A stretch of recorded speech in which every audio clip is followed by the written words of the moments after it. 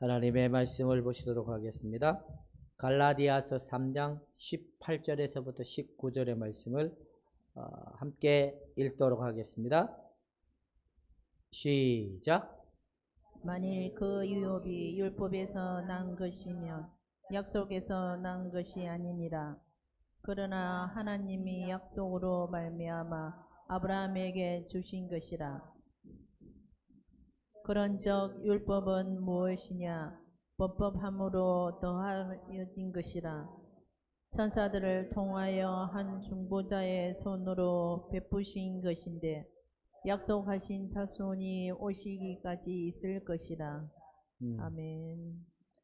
약속하여진 자손에까지 오실 것이라. 잠깐 기도하겠습니다. 하나님, 말씀의 빛이로 오늘도 진리의 성령이 우리에게 비춰주시고 깨닫게 하시고 알게 하사 영광을 보게 하여 주옵소서. 예수님의 이름으로 기도하옵나이다. 하나님의 나라는 어디에 있을까요? 1번 집에 있다. 2번 교회에 있다. 하나님의 나라는 어디에 있을까요? 하나님의 나라는 우리가 잘 알다시피 하나님이 통치하는 곳이라는 때까지 우리가 정의를 다 내린 것 같습니다. 하나님의 나라는 어디에 있을까? 자, 하나님의 나라는 말에 있지가 않습니다. 하나님이 통치하는 나라는 바로 우리 마음 가운데 오셨습니다. 사람들이 하나님의 통치를 받기에 합당하기 위해서는 그 마음이 하나님의 말씀의 통치를 받기에 합당하기 위해서는 어떤 일이 있어야 될까요? 그 하나님의 말씀에 반응하기 위한 합당한 뭔가가 되어야 되지 않을까요? 그러기 위해서는 마음이 새로워져야 된다라고 바울은 얘기하는데, 그 마음이 새로워지기 위해서는 누구의 마음같이? 예수 그리스도의 마음과 같이. 그리고 마음이 새로워지기 위해서 너희가 하나님의 성령을 따라가야 된다. 이게 바울의 핵심적 키워드거든요. 그렇다면 예수님은 하나님의 나라의 통치의 삶을 받기 위해서는 무엇으로 또 비유를 들었죠? 길가밭도 비유로 듣고, 또 돌짝밭도 비유로 듣고, 또 가시덤불의 밭도 비유를 들었습니다. 그리고 예수님은 또 말씀을 하기를 산상수훈을 가지고 또 말씀을 한 거예요. 그러니까 하나님의 나라의 통치를 받기 위해서는 저들의 마음이 하나님의 말씀을 받기에 합당한 마음이 되어야 된다라고 그렇게 얘기하는 거예요. 그렇다면 구원을 받는 거로만 끝나는 게 아니라는 거예요. 그렇죠? 나 구원 받았어 그러면 우리가 많이 생각하잖아요.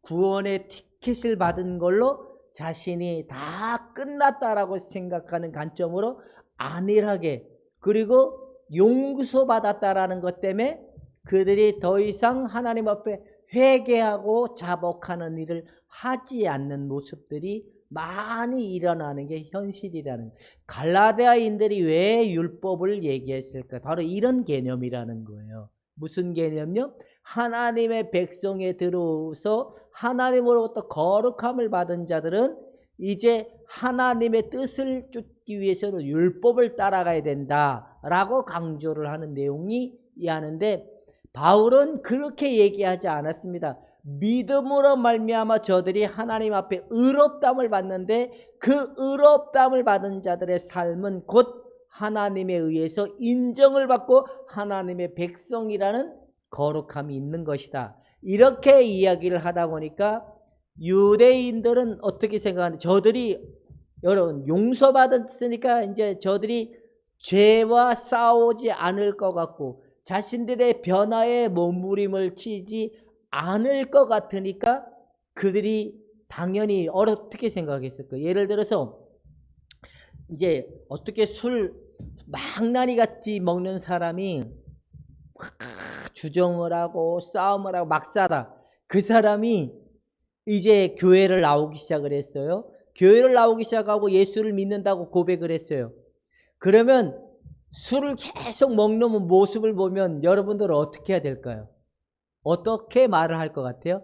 예수 믿는 사람은 그러면 된다 안 된다를 얘기할 것 같아요? 계속 먹으라고 부추길 것 같아요? 성향상 아마 김 권사님은 그러면 안 된다고 얘기할 수 있는 용기가 있으니까 그러지 말라라고 얘기할 것 같아요. 여기 성향상 우리 오 권사님은 그런 말을 할 용기가 좀 없기 때문에 약간 이렇게 좀 거리를 두고 보는 모습이 아닐까. 그 다음에 우리 이용파 지사님은 나한테 피해만 안 주면 되니까 그 사람이 술을 많이 먹든 안 먹든 그냥 이렇게 내버려둬라는 관점으로 보지 않을까. 각자의 생각을 가지고 볼 거예요. 근데 이미 교회 안에서는 사람들은 그렇게 하지 말라라고 얘기가 되어 있잖아요. 그렇죠? 그래서 그 사람이 술 먹는 걸 보면 그러면 안 된다고, 그러면 하나님 앞에 혼난다라고 계속 얘기를 할 거예요. 근데 죄 용서 받았으니까 이제 더 이상 내가 술을 먹든 말든, 나 그 전에 그런 사람 봤거든요. 술을 너무 많이 먹는 거예요. 왜? 하나님 앞에 난 죄 용서 받은 사람이고 나는 거룩한 사람이기 때문에 술 먹어도 나는 이미 천국 백성이 됐다. 그러면서 술을 너무너무 많이 먹어서 이렇게 가정이 문제가 생기는 모습의 사람을 봤거든요. 그 사람의 딜레마는 어디에 빠졌냐면 죄 용서 받았으니까 더 이상 내가 그렇게 거룩하게 살았지 술을 먹는 거는 저거 하지 않아도 된다고 그냥 자기 합리화에 빠진 모습의 사람들을 본 게 있습니다. 바로 유대인들이 그런 모습으로 가는 것이 나타날까 봐 율법을 계속 강요를 하는 거예요. 또 갈라디아인들은 그 갈라디아에 사는 유대인들이 지역 유지들이 많았거든요. 그들은 그래도 나름대로 거룩한 모습, 괜찮은 모습의 인품을 보여주는 듯한 그런 모습의 사람들이 많이 있었던 것도 또한 사실이거든요. 저들이 막살을까 봐 율법을 계속 그들에게 강조하는 내용이 바로 그런 내용 가운데 나오는 거예요. 우리는 구원을 받았으니까 이제 더 이상 변화를 갖지 않아도 된다? 1번. 변화가 되도록 되어진 것이 구원받은 백성이다. 2번. 여러분들은 1번일까 2번일까요? 2번. 그게 이제 구원파들은 구원받은 사람들이니까 이제 우리가 죄로부터 자유한다? 죄의 회개가 필요하지 않는다? 막 살아도 된다? 이런 관점으로 가는 거예요. 이게 어떠면 구원받았으니까 더 이상 우리는 변화를 일어나면 안 된다. 그런 내용들을 펼치고 있는 겁니다. 그렇다면 변화는 해야 되는 게 맞지요. 그럼 어떻게 해야지만이 변화가 될까요? 자, 1번 몸부림을 치며 울며 불며 내가 변화되려고 울며 불며 몸부림을 치면 된다. 1번 아니다. 예수의 십자가의 비밀의 능력을 우리가 알고 성령의 도움으로 많이 우리가 변화될 수 있다. 2번. 여러분들은 1번이라고 생각하시는 분들은 아멘을 하시고 2번이라 생각하시는 분들은 더 크게 아멘을 하시면 됩니다. 자, 한번 여러분들의 수준을 한번 점검해 보도록 하겠습니다. 우리가 변화되기 위해서 몸부림을 쳐야 된다 하시는 분들만 아멘 해봅시다. 그게 동의를 하는, 우리가 예수의 십자가의 비밀과 성령의 능력으로 많이 변화될 수 있다라고 생각하시는 분들만 아멘. 예, 그걸 모르면 우리는 변화가 되지 않습니다. 변화의 모든 키워드는 율법에서 나오지 않고 심리학에서 나오지 않고 세상의 방법으로 나오지 않고 오직 십자가의 예수의 그 복음의 능력과 성령의 능력으로만이 우리가 성화될 수 있다는 사실을 알면 여러분들은 굉장히 수준이 높은 사람이다, 낮은 사람이다. 왜 그렇게 여러분 굉장히 멋있는 사람입니다. 왜? 그 사실을 우리가 알았기 때문에. 모르면 우리는 변화된 것처럼 보이지만 술은 술은 일주일은 안 먹을 수 있을까요? 없을까요? 있어요. 근데 그 사람이 확 어려움이 당하면, 기분이 나쁜 일을 확 겪으면, 화딱지가 나는 일이 확 나면 나도 모르게 어디가 벌써 뭘 하고 있다? 예, 이 술을 먹고 있다. 왜 이렇게 이 인간의 위로를 충족하려고 하고 자신의 감정을 달래려고 하거나 문제를 해결하려고 하다 보면 뭔가를 의지할 수밖에 없는데, 자신의 옛날적 패턴으로 돌아갈 수밖에 없는데, 변화는 우리의 노력과 수고에 달려있지 않습니다. 오직 복음의 안에서, 십자가의 능력 안에서 성령의 능력으로만이 변화될 수 있다는 겁니다. 그렇다면 나는 변화되고 있다, 변화되었다. 나는 변화되고 있다, 변화되었다. 변화되고 있다, 변화되었다, 변화되고 있다. 이게 두 가지가 하나의 언어로 가야죠. 그렇죠? 이미 예수 그리스도로 말미암아 변화되었고 이제 성령의 능력으로 변화되고 있는 게 여러분이어야 돼요. 이게 여러분들의 확실한 가지고 있는 믿음이어야 돼요. 이해가 되십니까?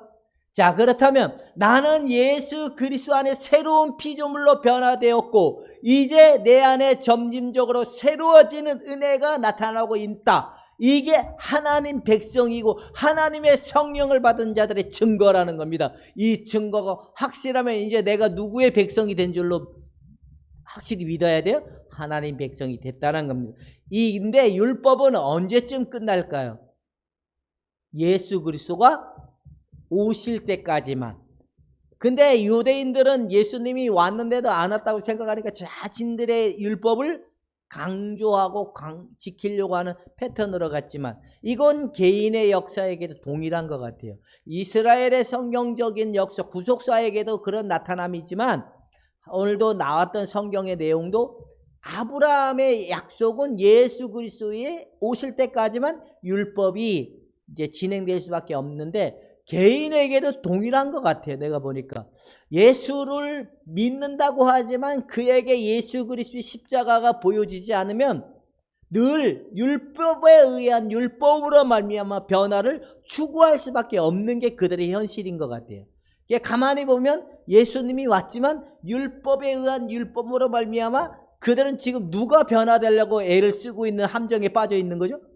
자기 자신이. 근데 예수 그리스도로 말미암아 변화되어진다는 사실을 알면 그다음부터는 자유가 오지만 이걸 모르면 계속적으로 모르면 그들은 율법에 벗어나는 일을 못 깨달은 것 같아요. 여러분들은 율법으로 말미암아 벗어나 있는 상태다. 율법의 통치를 받는 자들이다. 자, 율법에서 벗어나 있는 사람이다. 율법의 통치를 받는 자들이다. 여러분들은 벗어난 줄로 믿죠? 예, 예수님이 여러분들에게 오셨기 때문에 율법은 이렇게 해라. 그래야면 너희가 살 것이다 이거잖아요. 근데 예수님은 내가 너희들을 위하여 다 이뤘으니까 너희가 살게 될 것이다. 이런 개념이라는 겁니다. 자, 그렇다면 변화는 율법에 있지 않다. 그럼 어떻게, 왜 그러냐? 자, 봅시다. 한번 읽어봅시다. 시작.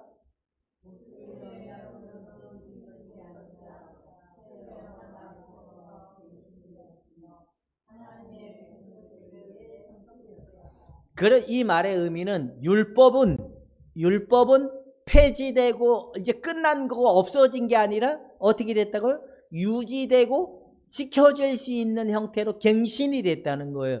그렇다면 우리는 율법이 폐지됐다라고 우리가 인정하고 믿는 순간에는 우리가 막 사는 개념으로 흘러갈 수 있지만 이게 갱신이 되고 하나님의 백성들 안에서 갱신이 됐다 그러면 이 말의 의미는 우리가 율법에 의함으로 말미암아 갈 수는 있지만 우리가 율법을 지킬 수 있는 자들의 상태가 됐다는 거예요. 그러면 여러분 율법을 폐지한 자들은 율법 폐기를 준 자가 됐지만 율법을 지켜야 된다라고 하면 반율법주의자가 되는 거예요.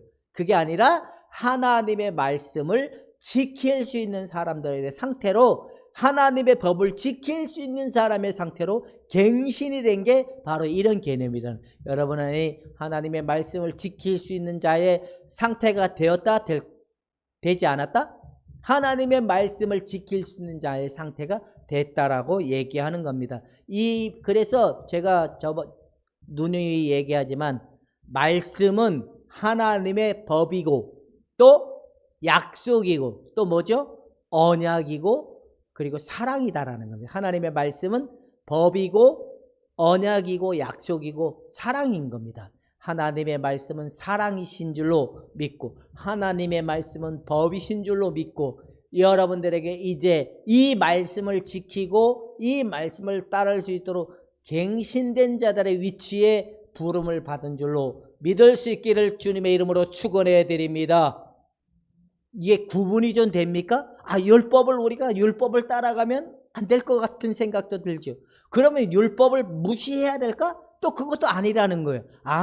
예수 그리스도 안에서 지키고 살아갈 수 있도록 회복된 자들이구나 라고 우리가 알면 된다는 겁니다. 그래서 율법은, 바울은 이렇게 얘기한다는 겁니다. 바울은 이렇게 얘기하면 율법에서 완전한 자유를 말하지 않아요.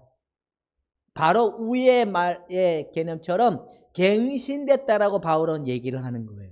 갱신됐다고. 여러분, 폐지자가 되지 말고 율법주의자가 되지 말고 하나님의 말씀은, 그래서 뭐가 되어야 돼? 내 안에 즐거움이 되어야 돼. 하나님의 말씀은 내 안에 사랑이 되고 즐거움이 되도록 갱신된 줄로 믿을 수 있기를 주님의 이름으로 축원해 드립니다.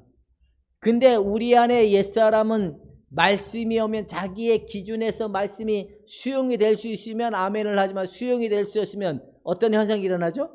가라사대가 나올 수도 있고 도망갈 수도, 여러 가지가 일어나는 게 현실이라는 겁니다. 자, 그렇다면 이제 복음적 성화와 율법적 성화의 개념을 여러분들이 확실히 구분을 하면 율법을 폐지하는 자가 아닌 율법을 지키고 우리가 실행할 수 있는 자의 모습으로 회복됐다는 게 확실하게 구분이 된다라는 겁니다. 그러면 더 이상 율법에 대해서 의문을 갖고 율법에 대해서 반감을 가져야 될 이유는 우리에게 하나도 없다는 겁니다. 자, 보면 복음적 성화와 율법적인 성화의 개념이 뭐냐? 이제 이거를 좀 보도록 하겠습니다.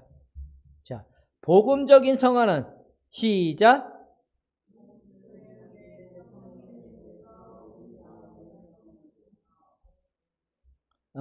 누구에 의해서?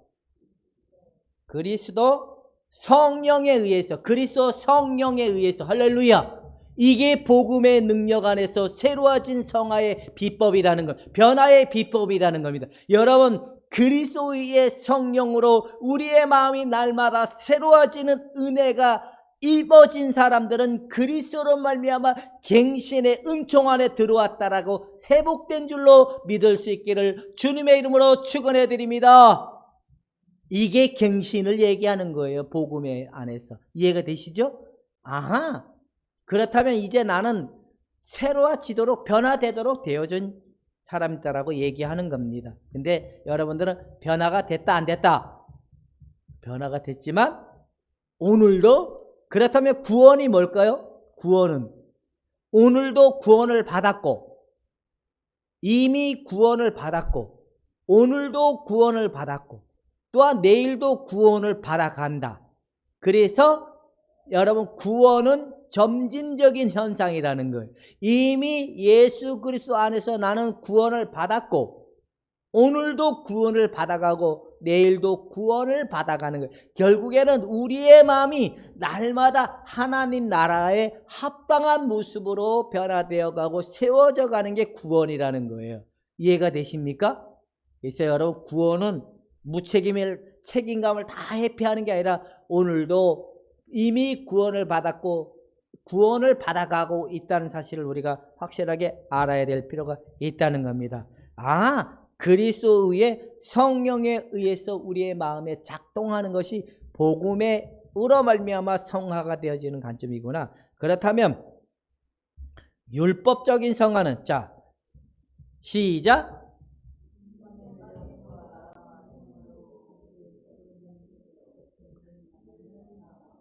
인간의 노력과 뭐로? 선행으로. 누구에 의해서? 자신이 직접 전개해 나가는 성화라는 거예요. 그렇다면 이 사람은 하나님의 성령을 따라가는 걸까요? 자기 자신을 따라가는 걸까요? 그럼 두 번째 율법의 사람은 결국에는 열매는 뭐가 나올까요? 예, 없어요.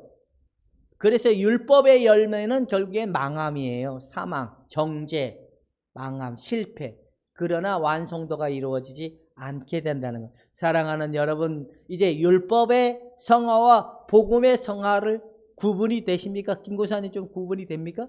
김고사님은 첫 번째부터, 내 예수 믿고 첫 번째부터 복음의 성화인 것 같다. 아니다. 나는 두 번째 율법의 성화가 먼저였던 것 같아. 예수 믿고. 오건사님은 율법의 성화가 먼저였습니까? 복음의 성화가 먼저였습니까? 그래서 개고생을 했습니까? 안 했습니까? 그래서 나는 광신도였다라고 고백을 했죠. 누구에게요? 이용만 지사님한테. 이용만 지사님 보실 때 저분이 제대로 신앙생활 안 하는 것 같았죠. 야, 꼭 사이비 종교에 빠진 사람 같은 생각 들지 않습니까? 이게 복음의 성화를 우리가 모르고 율법의 성화에만 모이면 그 신천지도 자기들이 뭔가 뭐예요? 종말론에 그 가까운 상태로 만들기 위해서는 구원을 받기 위해서는 이렇게 해야 된다라는 그 토대로 하나님이 기뻐하는 삶을 살기 위해서 가만히 보면 율법의 이 성화가 뭔지 복음의 성화가 구분이 안 되다 보니까 많은 사람들이 변화를 시도는 해요. 교회 안에 막 기도로 변화를 시도하고 그 다음에 또 말씀을 몰라서 또 변화가 일어나지 않는다는 말씀을 가지고 또 변화를 시도하고 또 뭘 가지고 치유라는 관점으로 뭐 심리 치료도 있고 그 다음에 뭐 내적 치유도 있고 뭐 여러 가지가 은사 가지고 치유. 근데 가만히 보면 이 구분이 안 되는 사람들은 헤매요. 자기가 자기 노력을 가지고 변화를 시도하고 있는지도 보이지가 않아. 근데 확실히 예수로 말미암아 성령에 의해서 복음의 토대를 가지고 성화를 간 사람들은 오늘도 기쁩니다. 왜? 날마다 새로워져 가기 때문에. 이게 하나님의 말씀의 법이 쉽게 얘기하면요, 하나님의 말씀을 지키고 하나님의 말씀을 따르는 법이 점점 무거움으로 다가올까요? 가벼움으로 다가올까요? 그럼 나의 멍에가 왜 가볍다라고 한 개념이 이해가 됩니까? 그러니까 쉽고 가벼운 게 하나님의 법인 거예요. 하나님의 말씀인 거예요. 여러분들에게 가벼움으로 다가오는 은혜가 나타나기를 주님의 이름으로 축원해 드립니다. 근데 어제도 미워요. 오늘도 미워요. 그래서 미워하지 않으려고 해요. 이거 잘못된 겁니까? 안 잘못된 겁니까? 우리는 미워하지 말아야 돼요. 할렐루야. 왜? 어제는 미워할 수 있으나 오늘은 사랑해야 돼요. 날마다 새로워져가는 은혜의 사람들이기 때문에. 여러분, 과거의 쌍팔년도에 나를 힘들게 하고 지금 현재 나를 고통스럽게 하는 사람이 있으면 사랑으로 덮을 수 있는 여러분이 되기를 주님의 이름으로 축원해 드립니다. 우리 사모님 사랑으로 덮어줄 수 있기를 축원해 드립니다. 예. 그래서 사랑을 실천해 보려고 굉장히 하나님 말씀대로 한번 해보려고 애를 쓰는 모습 보면 참 괜찮습니다. 여러분, 하나님의 말씀이 법이기도 하고 약속이기도 하고 언약이기도 하고 결국엔 하나님의 사랑이다라는 거예요. 사랑, 말씀은. 그래서 여러분의 말씀이 여러분들에게 쉽고 가벼움으로 다가와주는 게 변화의 기준이라는 거예요. 내가 화를 안 내고 내가 좀 더 막 이렇게 이러는 게 변화가 아니라 하나님의 말씀이 점점 무거움이 아닌 쉽고 가벼움으로 다가오는 것이 변화의 기준이라는 거예요. 그러면 변화되는 것 같아요? 안 변하는 것 같아요? 하나님의 말씀이 점점 가벼움으로 오면 변화가 일어나는 거야. 하나님의 말씀이 나에게 점점 무거움으로 오면 이건 안 변화되는 거예요. 여러분, 기준의 변화는 나에게 있지 않고 어디에 있다고요? 하나님의 말씀의 기준에 의해서 여러분들이 변화로 세워져 갈 수 있기를 주님의 이름으로 축원해 드립니다. 이제 이게 확실하게 구분이 됐죠? 그러면 우리는 율법 폐기론주의자다. 율법을 내 노력으로 지키는 게 아니라 하나님 말씀에 확실하게 갱신되고 지킬 수 있는 자의 상태가 됐다는 것이 바울이 말하고 싶어하는 개념이다라는 걸 얘기하고 있는 겁니다. 자, 그렇다면 이제 자 시작.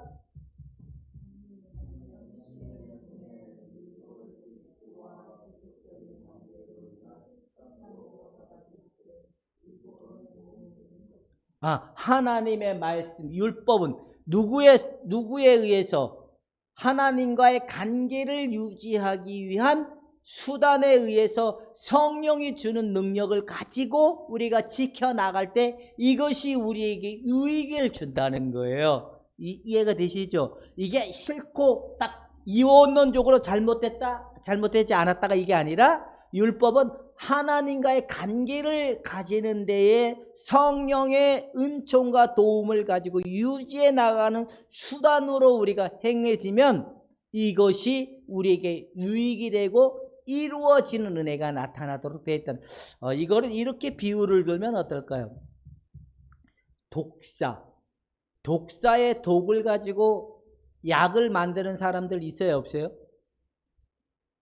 독을 뽑아내가지고 이걸 정제해가지고 약을 만드는 사람들 TV 보면 막 나오잖아요. 독약을 가지고 정제법을 가지고 이게 사람에게 쓸모있는 약을 만드는 그런 사례들이 있듯이, 근데 약이 다 좋다고 전문가의 도움을 받지 않고 그냥 뱀의 독약을 먹으니까 어디 뭐 관절염도 낫고 뭐 몸이 뭐 피부병도 낫고 그런 사례들이 있는 게 있거든요.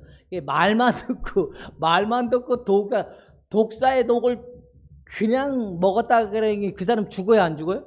죽어요. 그런데 우리는 우리의 힘과 하나님의 말씀을 지키려고 하면 그 사람 죽어요. 근데 우리는 우리에게 그 말씀이 정제되게 하고 말씀이 살아나게 하고 말씀에 의한 우리의 영혼이 회복되도록 성령을 의지해서 말씀을 따라가고 하나님의 법을 지키는 쪽으로 달아가면 여러분들에게는 분명한 진리가 너희를 자유케 하리라. 이 은혜의 은총 안에 세워질 수 있는 자들이 되어진다라는 겁니다. 여러분 모두가 이제 하나님의 법을 즐겁고 기쁘고 감사하게 지켜가는 여러분이 될 수 있기를 주님의 이름으로 축원해 드립니다. 이제 마지막 메시지만 마치도록 합니다. 신자가 한번 읽어봅시다. 시작.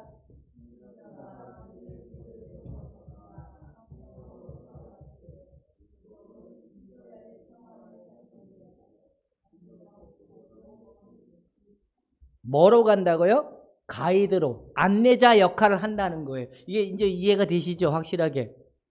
오건사님, 이제 율법에 대한 그 정리가 딱 구분이 되시죠? 이게 성화라는 개념으로 우리가 율법을 잘 이해하고 받아들이면 율법은 그렇게 우리가 막 경계해야 되고 무시해야 될 게 아니라 오히려 좋은 도구가 되는 거예요.